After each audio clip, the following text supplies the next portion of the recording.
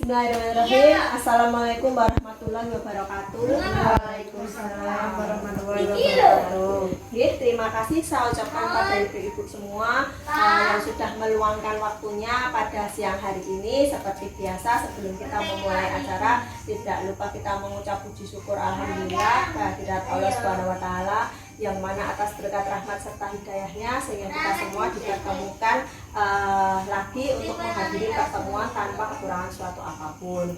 Amin. Sehat sekali nih ibu-ibu. Sudah. Alhamdulillah. Kita ketemu lagi ya pada hari ini, melanjutkan dari sesi yang kemarin.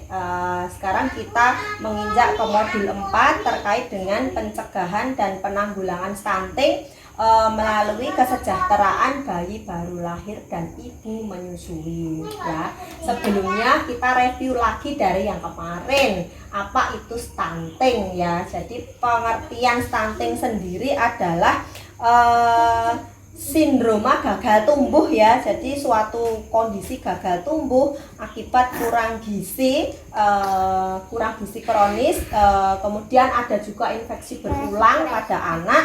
Nah itu serta stimulasi psikososial yang tidak memadai, terutama pada 1000 hari pertama kehidupan suatu anak, seperti itu ya. Sehingga apa? Sehingga menyebabkan anak tumbuh tidak maksimal, tidak optimal, hasilnya adalah stunting itu tadi, seperti itu. Jadi misal anak seumuran sudah bisa bicara atau sudah bisa berjalan, karena tadi kekurangan stimulasi dan sebagainya, maka anak tersebut akan ketinggalan dari yang lainnya, seperti itu. Nah itulah pengertian dari stunting tersebut gitu. Nah itu yang dimaksud stunting ya.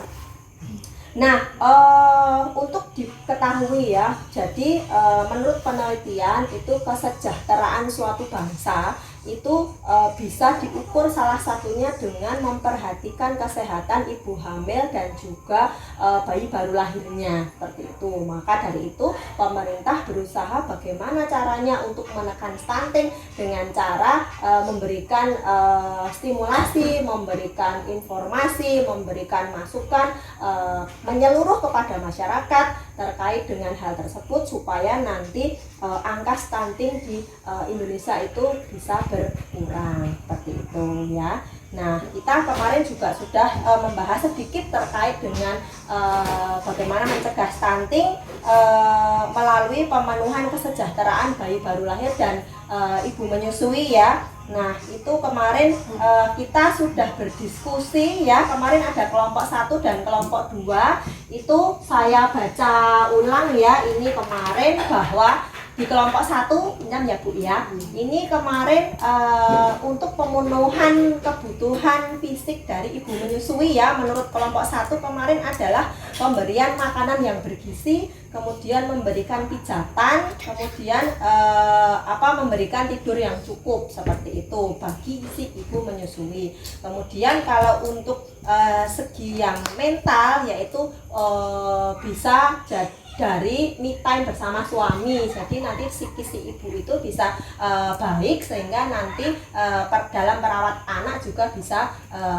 optimal, seperti itu. Kemudian kalau dari bayi baru lahir, kebutuhan fisiknya apa, seperti itu. Menurut ibu-ibu ya kemarin ya, yang sudah didiskusikan adalah bisa digendong ya ibu-ibu, kemudian disayang, kemudian ditimang-timang, seperti itu ya. Kemudian untuk kebutuhan psikisnya adalah dengan diajak ngobrol gitu. Kemudian dinyanyikan lagu, seperti itu ya Bu ya. Seperti itu. Ini bagus sekali ya. Ini pendapat dari kelompok 1 ya kemarin. Kemudian untuk yang kelompok 2, ini kelompok 2 hasil diskusinya adalah pemenuhan kebutuhan dari ibu menyusui. Untuk segi fisik ya, itu berupa pijatan, kemudian memberikan makanan yang bergizi untuk mendorong ASINya lancar, seperti itu. Kemudian memberikan si ibu itu waktu tidur yang cukup gitu ya. Kemudian kalau untuk psikisnya, yaitu bisa hampir mirip dengan kelompok 1 tadi, me time bersama suami, seperti itu. Kemudian kalau untuk bayi yang baru lahir, apa kebutuhan fisiknya, itu tadi kemarin diskusinya adalah bisa dipijat, ditimang-timang atau digendong gitu ya. Untuk psikisnya itu dinyanyikan lagu, kemudian juga diajak ngobrol. Nggih, terima kasih. Ini kemarin ya kita bahas sekilas ya. Itu kemudian dari intinya kemarin juga kita sudah sepakat membahas ulang bahwa yang paling penting apa Bu kemarin Bu? Selain ya IMD, bener ya. Jadi selain yang sudah disebutkan psikis dan fisik tadi itu ya terkait dengan IMD atau inisiasi menyusu dini, itu yang paling penting supaya apa? Supaya pertumbuhan bayi nanti di kelak kemudian hari itu bisa lebih baik daripada bayi yang tidak melakukan IMD. Menurut hasil penelitian seperti itu, gitu ya. Oke, berarti untuk kesimpulannya adalah kesejahteraan bayi baru lahir ataupun yang harus dipenuhi adalah dengan IMD ya Bu ya, tadi sudah dibahas. Kemudian juga ASI eksklusif selama berapa lama Ibu? 6 bulan. Oke, dilanjutkan dengan nanti 2 tahun ya, beserta dengan nanti mungkin MPASI-nya seperti itu. Juga dengan kasih sayang, kemudian memastikan kebutuhan fisik dan mental ibu menyusui itu terpenuhi ya oleh keluarga sekitarnya, juga oleh suami. Pastikan itu untuk dioptimalkan untuk bisa mengoptimalkan tumbuh kembang bayi sehingga mencegah bayi menjadi stunting seperti itu, okay? Ya, kemudian kita masuk ke pembahasan berikutnya. Kalau tadi sudah dibahas, kita mereview yang kemarin terkait dengan kebutuhannya ya. Sekarang ini kita bahas terkait dengan hambatannya. Hambatan dan solusi dalam mendukung kesejahteraan bayi baru lahir dan ibu menyusui. Oke, ya, ini silahkan berdiskusi. Menurut ibu-ibu saya beri waktu 1 menit ya Bu, cukup ya? Ya, oke, monggo ditulis dulu. Jadi satu kelompok ya? Ya. Ya, monggo. Nah, hambatannya untuk yang dari ibu menyusui apa, untuk yang dari bayi baru lahir itu apa, seperti itu. Yeah. Ya, sudah Bu. Oke, bisa dibacakan monggo Ibu Ririn. Dibacakan. Hambatan Ya. untuk ibu menyusui, ASI tidak lancar, Ya, puting lecet, ya, ibunya kurang istirahat. betul. Untuk solusinya, untuk ASI yang tidak lancar bisa makan makanan yang menunjang ASI, Ya, minum betul. jamu, vitamin. Untuk puting yang lecet bisa dikasih salep. Untuk ibu yang kurang istirahat bisa bergantian dengan suami menjaga anaknya.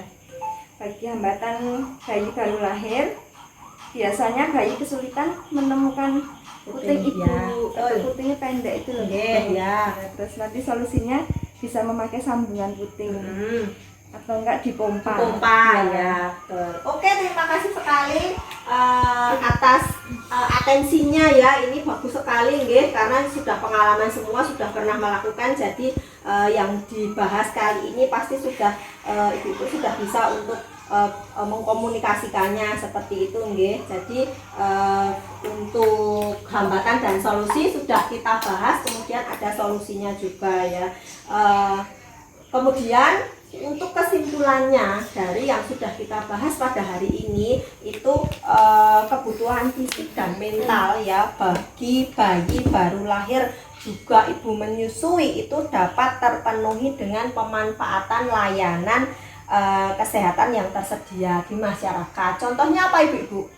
Posyandu ya, posyandu, puskesmas, PAUD ataupun sosialisasi dari bidan seperti itu ya. Nah, itu yang paling penting. Jadi tetap memanfaatkan fasilitas-fasilitas kesehatan yang ada di sekitar kita supaya nanti tetap terpantau baik ibu menyusui juga bayi baru lahirnya, supaya nanti bisa menekan angka stunting ya. Kemudian nanti juga anak bisa tumbuh secara sehat. Seperti seperti itu nggih Ibu-ibu. Nggih, terima kasih. Itu saja mungkin yang bisa kita bahas. Tetapi sebelum saya akhiri, kita bahas terkait tabel janji diri ya. Ini yang sudah kita isi di pertemuan sebelumnya ini. Jadi saya bacakan ya, ini satu persatu ya. Ini dari Ibu Meme ya, ini dari sesi 3 mendukung perawatan sehari-hari ibu hamil, yaitu janjinya adalah mandi 2 kali sehari gitu. Itu sudah dilakukan Ibu? Sudah ya, oke, bagus sekali. Kemudian makan makanan yang bergizi ya. Ini makan makanan yang bergizi juga sudah dilakukan ya, oke. Kemudian untuk menimang bayi dan menyanyikannya ini juga sudah dilakukan ya Bu ya.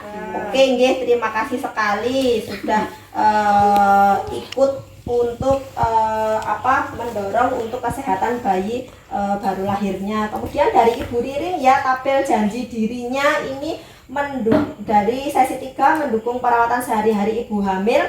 Ini mandi 2 kali sehari sudah Ibu Ririn?